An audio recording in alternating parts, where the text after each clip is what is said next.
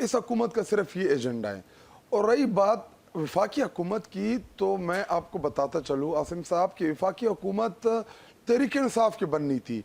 लोगों ने वोट तहरीक इंसाफ और इमरान खान को दिया। हमारी 180 प्लस सीट्स हमने जीती और उसके साथ रिजर्व सीटें मिला के हम 2/3 अक्सरियत पे हम हुकूमत बनाने वाले थे। हमारे पास प्लान था, हम प्लान करके आए थे कि जब हमें हुकूमत मिलेगी तो हम किन किन चीज़ों के ऊपर कौन कौन से सेक्टर में काम करेंगे।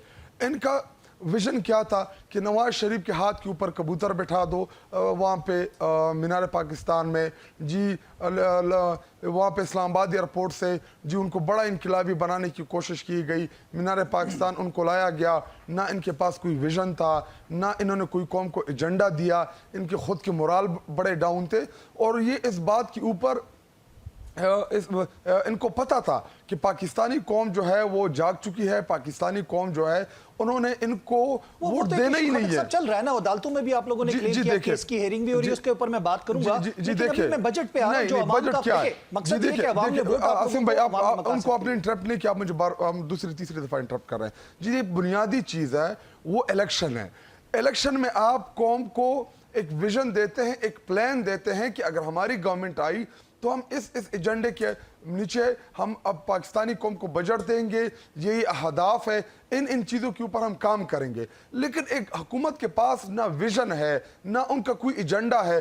IMF का प्रिंटेड बजट जो है इनको तमा दिया है।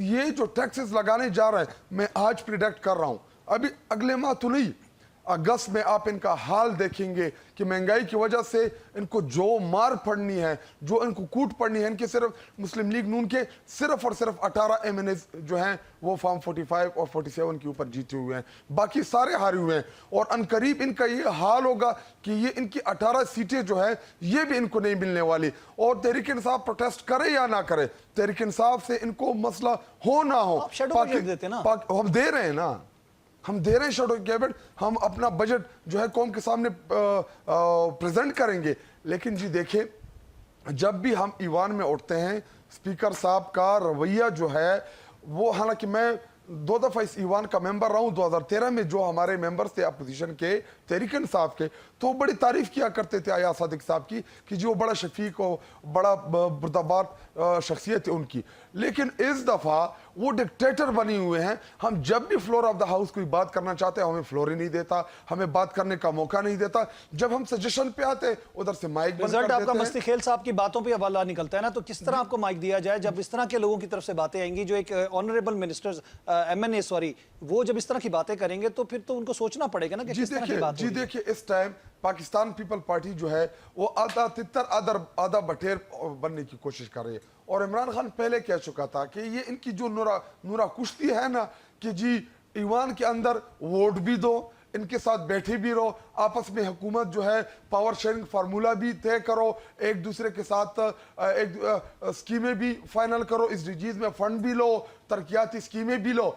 और अवाम को धोखा देने के लिए एक आध स्टेटमेंट दे देते हैं कि जी हम फ्रेंडली अपोजिशन है।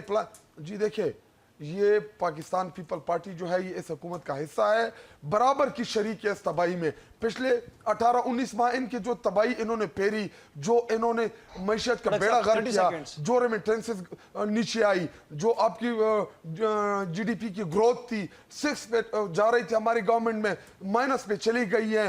आपका जो रेमिटेंसेस जो बढ़ रही थी